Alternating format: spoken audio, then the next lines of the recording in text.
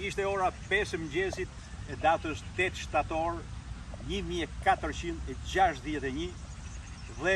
mbreti shqiptar Skënderbeu po arrinte në këtë vend me gjithë ushtrinë e tij që ishte nisur nga Shqipëria dhe kishte zbarkuar në Puglia. Jemi në Barletta. Pikërisht në këtë vend gjendej ushtria rivale e mbretit të Ferdinandit të Napolit, ushtria angjuine, frankofone, e cila kishte rrethuar qytetin e Barlettës. Këtë kështjellë që shikoni këtu mbrapa ishte garnizoni i Ferdinandit, i rrethuar prej kohësh dhe po vuante uri. Vetëm nga lajmi që Skënderbeu po arrinte me ushtrinë e tij në Barletta, bëri që të shthurej me njëherë rrethimi që kishte kohë që vazhdonte dhe ushtrinë angjuine e kapi paniku, aq sa dhe vetë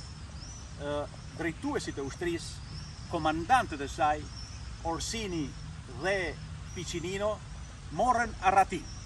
Skënderbeu hyri triumfalisht me ushtrinë shqiptare,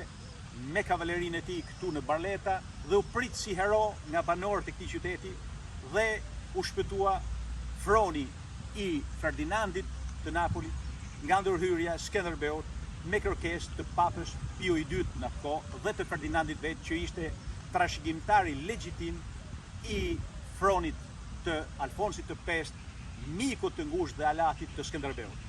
Mbi këtë fushat të Skënderbeut në Itali, unë e kam trajtuar gjatë në këtë libër, në librin tim Ni Skënderbeun, dhe është një fakt që na bën të ndihemi krenar për mbretin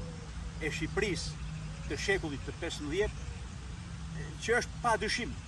figura më karizmatike dhe më e njohur dhe më fitimtare e gjithë mbretërve general të 1000 vjeçarit të fundit të kontinentit tonë evropian. Ai i cili nuk njohi humbjen në fushën e betejës, ai që ja ndriti emrit Shqipërisë, ai që Papa Pio i II e konsideroi dhe e çmoi si mbrojtës të qytetërimit perëndimor. T'atij qytetërim që ne shqiptarët e themeluam dikur, t'atij qytetërim që është në bazën e kontinentit tonë, me gjuhën tonë dhe me civilizimin tonë, që ne i dham dritë për shumë kohë këtij kontinenti të vjetër. Nga kjo tokë e mrekullueshme e Barlettës në Puglia dhe në afërsi të një prone të Skënderbeut që gjendet jo larg nga këtu, që është kështjella e Sant'Angelo, prone familjes Castrioti,